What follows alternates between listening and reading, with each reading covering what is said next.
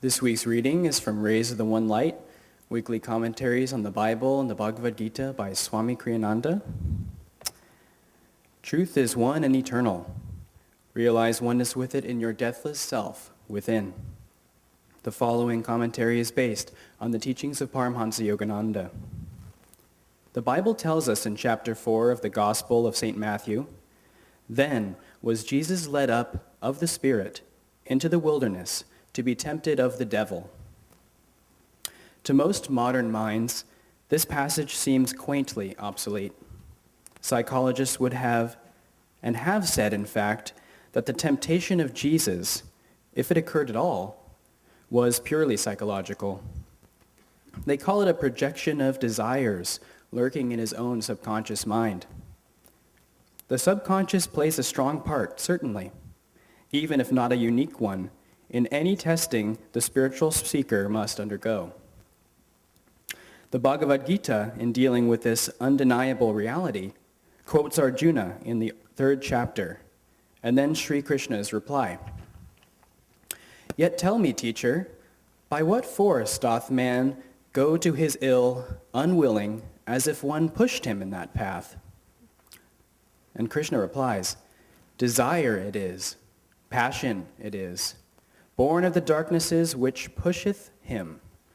Mighty of appetite, sinful and strong is this, man's enemy." Yet even Krishna describes passion as born of the darknesses. The fact is, as Paramhansa Yogananda wrote in Autobiography of a Yogi, all thoughts vibrate eternally in the cosmos. Thoughts are universally and not individually rooted. A truth cannot be created, but only perceived. Psychology, yes, but psychology attuned to currents of consciousness that pervade the entire universe, attracted by each of us according to our own personal inclinations. Yogananda, quoted in The Path, said, "I used to think Satan was only a human invention, but now I know, and add my testimony to that of others who lived before me, that Satan is a reality. He is a universal, conscious force whose sole aim is to keep all beings bound to the wheel of delusion. We should take pains, then, to attract uplifting currents of universal consciousness, and to avoid attracting the negative, which desire, that it is, can affect our thoughts, even while it leads us to believe that our thoughts are purely our own.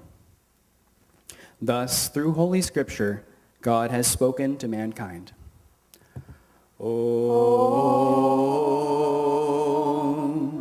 Om, Om.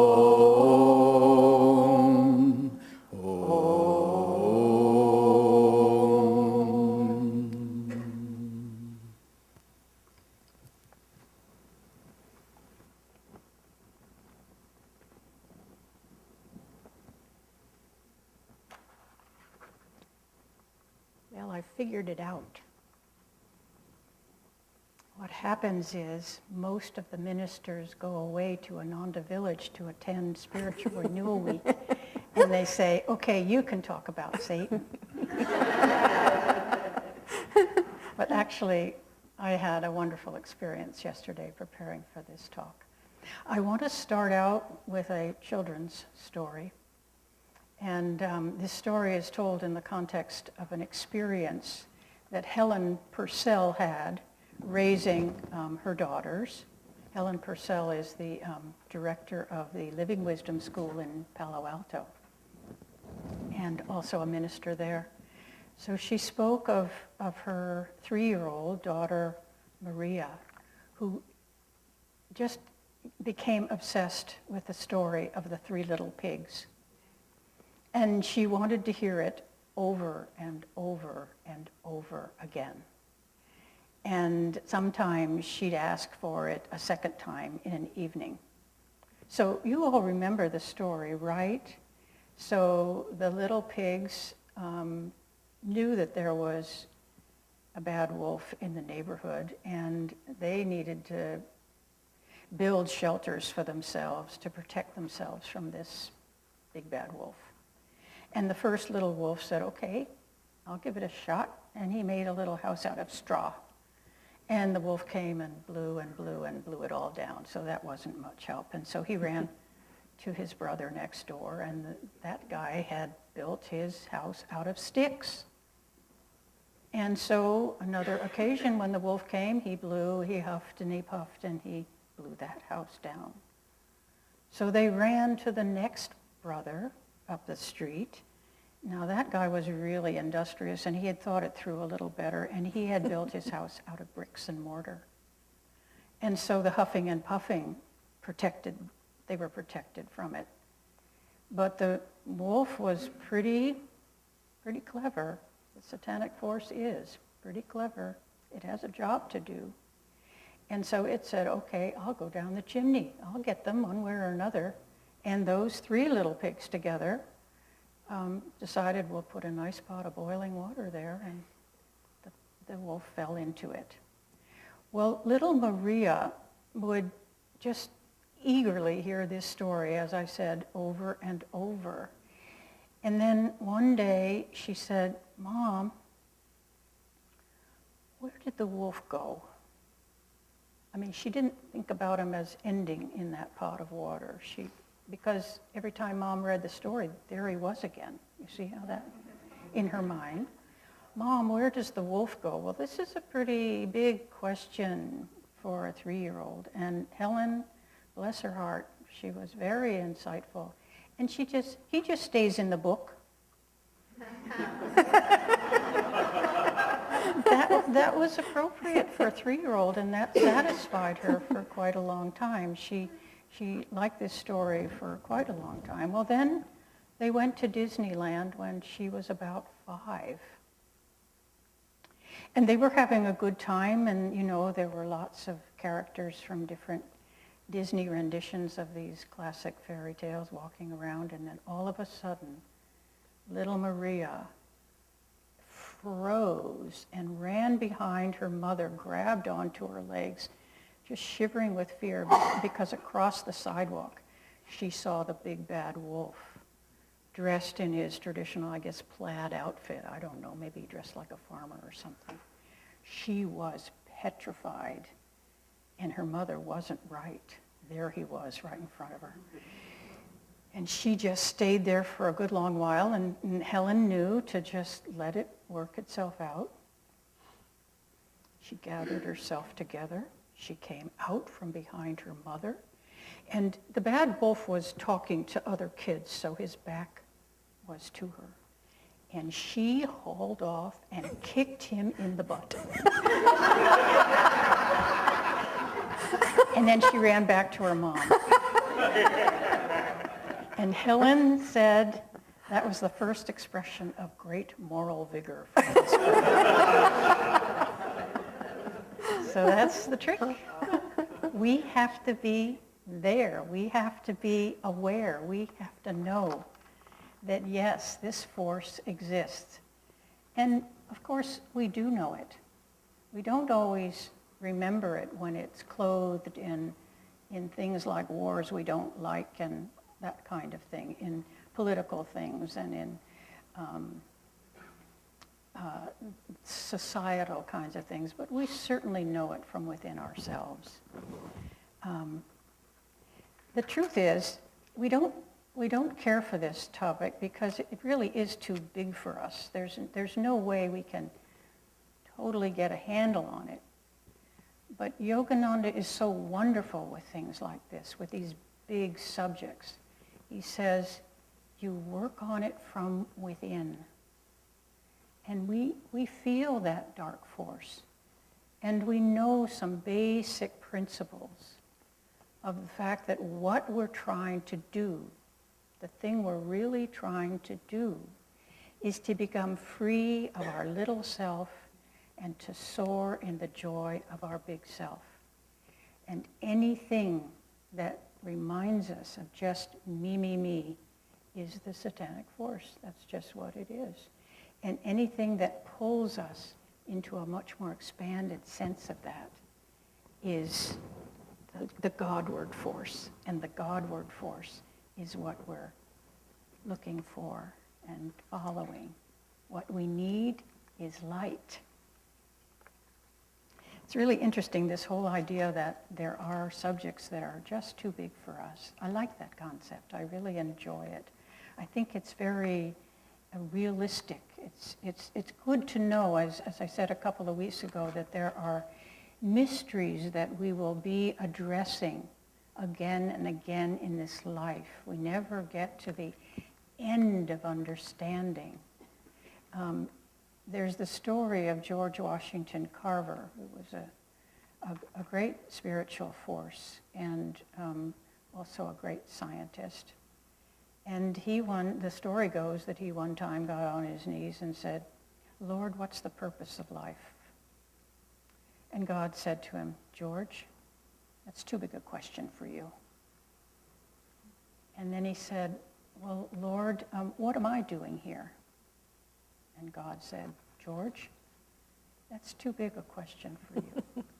And then he said, "Lord, can you give me some ideas about the peanut?" And God said, "Now there's the question. We can work on that together. So come in to what is going to affect your life personally."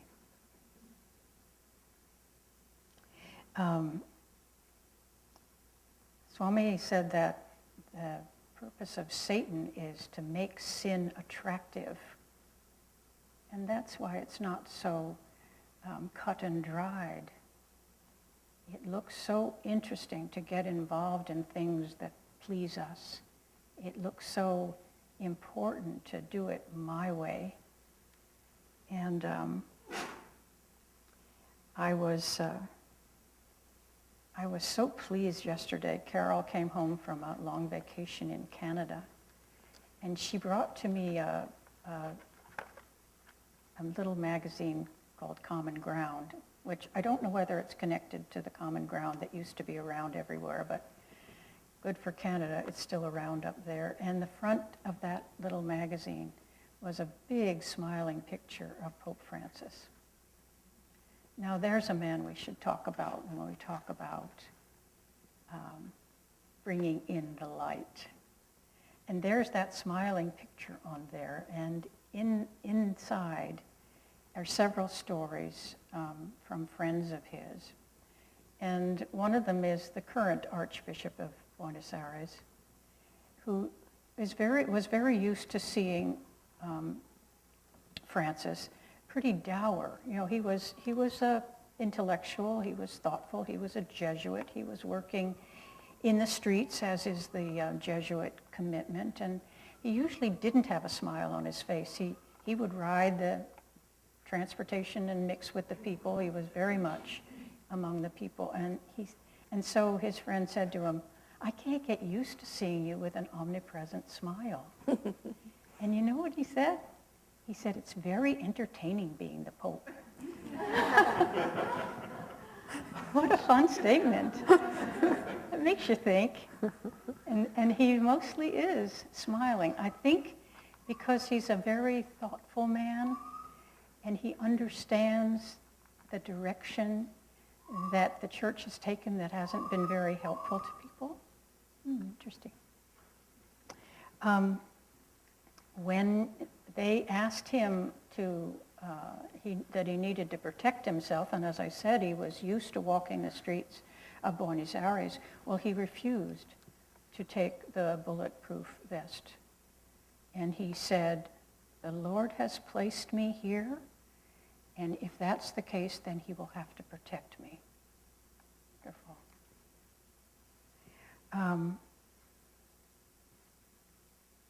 And then recently he has made the comment that the Catholic Church has been too sin-centered. Yes. Very interesting. He said we need to make it man-centered. And of course, I would like to suggest we make it God-centered.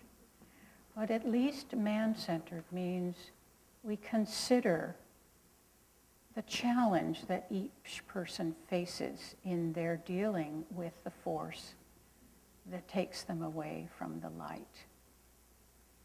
Someone asked him about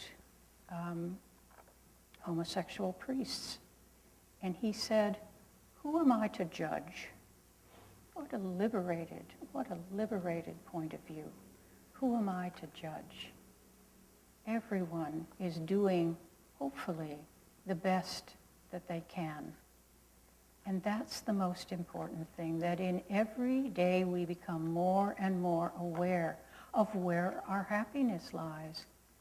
And our happiness lies when we operate for others, when we operate in service, when we operate with little concern for our own needs, when we serve just for the joy of serving, no matter what the circumstances, when we feel called to do something for others and don't let the impediments which will naturally fall in place stop us from that. Just keep on keeping on.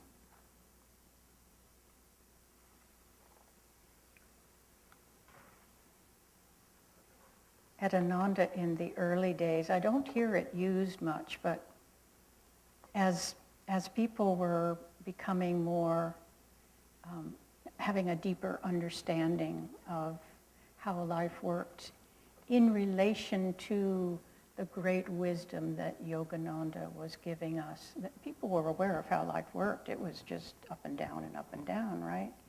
But there was a different way of looking at it when you start incorporating Master's deep understanding.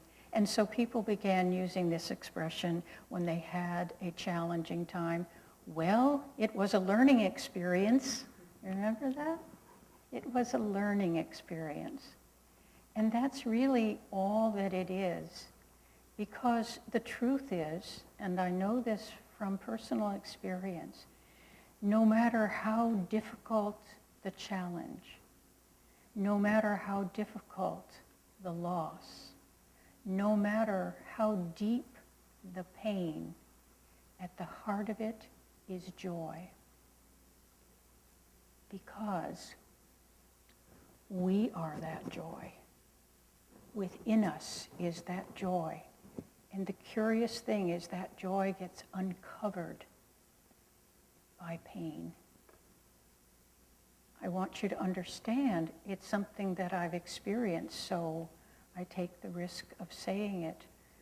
But I have friends right now who are going through some challenges and are reporting the same thing. And Swami Kriyananda, you know, we would get bulletins throughout the years, many bulletins of which hospital he was in and which doctor he was going to and which part of his body was going down. But what we were really waiting for was a few days after, when Swami would say, I was doing this and stumbling around for this, and my heart was behaving in this way, but I felt so much bliss. And every time that message would come through.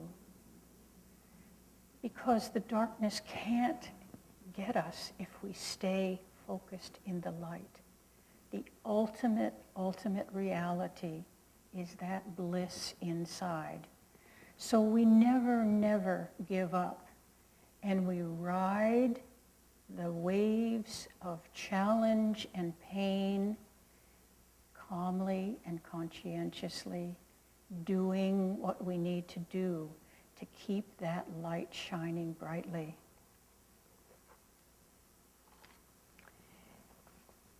There's a story of two little boys walking home from church one day, and they didn't speak for a while. And then finally the little brother said, "So what did you think of the minister talking about Satan?" And the older brother said, "Well, you know, it's probably going to just work out like Santa Claus. It's probably just Dad."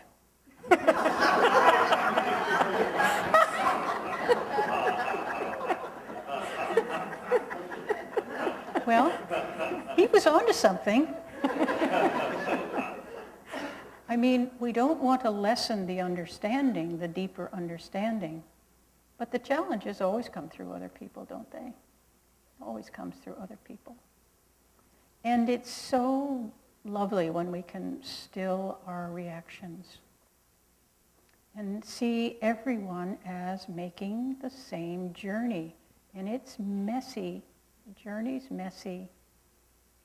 But everyone's making the same journey, and it doesn't matter if they're in the darkness of it, or if they're coming out into the light, or if they are right now enjoying the pure light of bliss, having overcome something within themselves. It's the grace. That deep, deep joy is the grace of God. It's like saying, yay, you stayed the course. You held my hand. I'm here for you. Shanti Rubenstone, who's a minister in Palo Alto, shared an experience that she had. She was not to give Sunday service a certain weekend, and she had set up her weekend starting Friday, Saturday, Sunday. It was like a 3 days off for her, which was quite unusual. She's actually used to being a doctor, and she was a very fine doctor. And so having 3 days in a row for a mini seclusion was like, oh. Well, she got to the middle of Friday, maybe Friday night, and she saw that there was a phone call on her answering box. And then she saw that it was from David Praver, who is one of the spiritual directors in Palo Alto. And she finally listened to it. She didn't want to. She thought, I'm in seclusion. But something, was niggling at her. And so she finally opened the box, and David was saying, Asha was called to stay up at Spiritual Renewal Week to help Swami get ready for something. And would you do service? She was just in a state. You see, and it's like when your first response is, I don't want to hear this, I really don't want to hear this, you know that you've got to listen. You absolutely know that you've got to listen. Well, she didn't call him back, and she didn't call him back, and she said, this isn't fair. I am totally justified in keeping with my 3 days of seclusion. I shouldn't be asked to do this. There's other people who can do it. Why me? And she heard herself. That's the satanic force. Why me? Me, me. I should have it my way. And I'm being asked to do something different. Well, she fought it as far as she could, and then she called him and said, she was almost going to say, I'm not going to do it, and the devil made me do it, but she realized she was on to the devil. She could hear his voice, and she wasn't going to let him win. So she said, I'll do it. And she gave a service, and I punched into that service yesterday, and it was glorious. It was just glorious. It was totally wonderful. I think it was 2010. Anyway, there it was. And that's how we know. We know the force is getting us when we talk about ourselves. It's not fair. I don't want to hear this. I'd rather not. It's not, life isn't fair. Life is just asking a lot of you. Life asks a lot of us. And either we rise to it or we don't. But if we don't rise to what's being asked, then we don't feel that joy. We feel kind of out of sorts, And so that's the key. That joy factor is the key.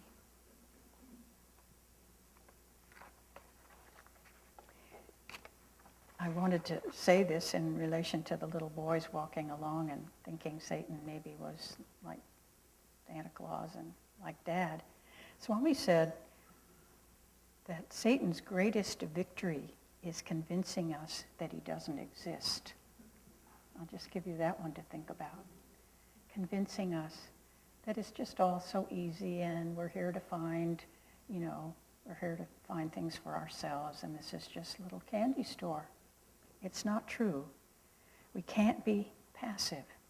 We need to be active in the face of a force. And it's an impersonal in a way. It feels personal because it's acting through our personal issues. but it really is impersonal. It's the force that keeps the universe together.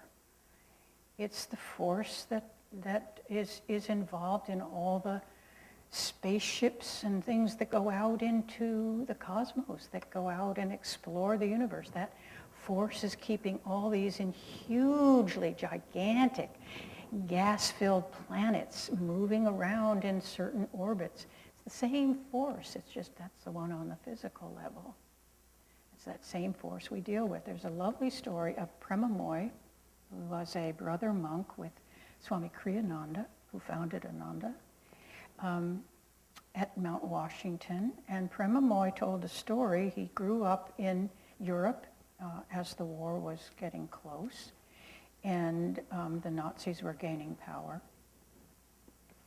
And he said there was a time in, I don't remember exactly which country he was in, but maybe this was a practice all the way across Europe, but if anyone shot a Nazi officer, then what the Nazis did was round up 10 innocent people and shoot them. Wow. You know, deterrent, I guess is what they called it, a satanic thing.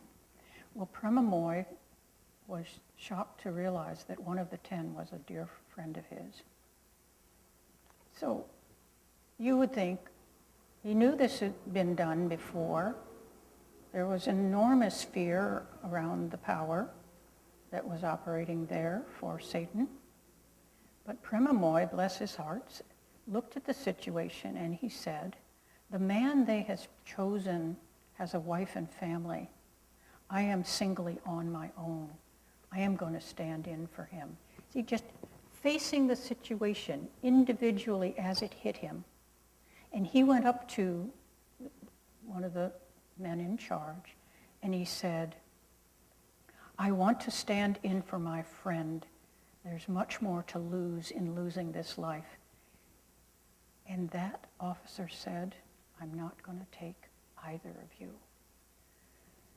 The force for the light, the force of his combating it, the force of his standing up, the moral vigor of that kind of decision was enough to totally disarm this man. Wonderful story to remember.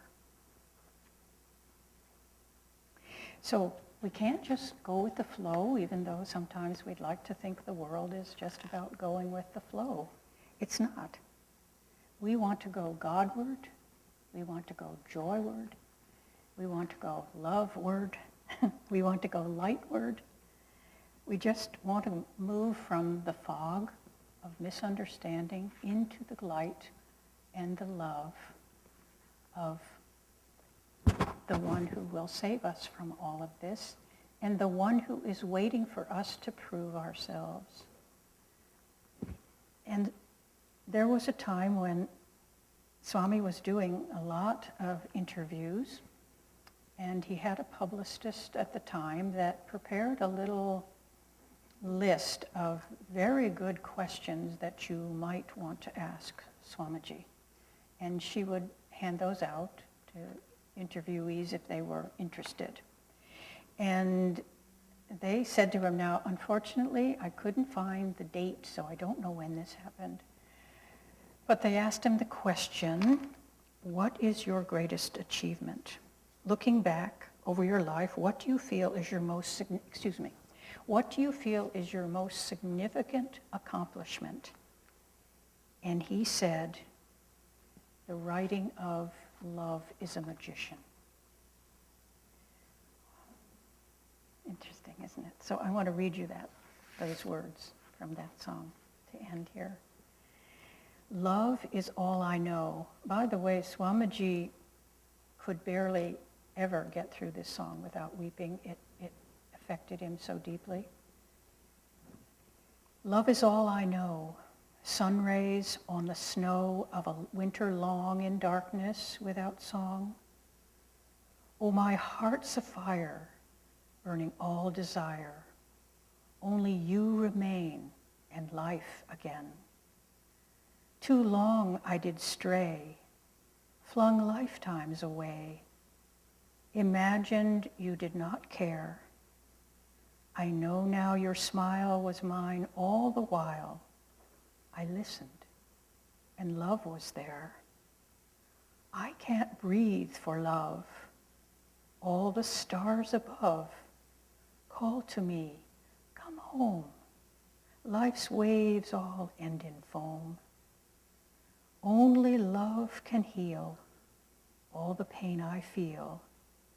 What a fool was I to turn away.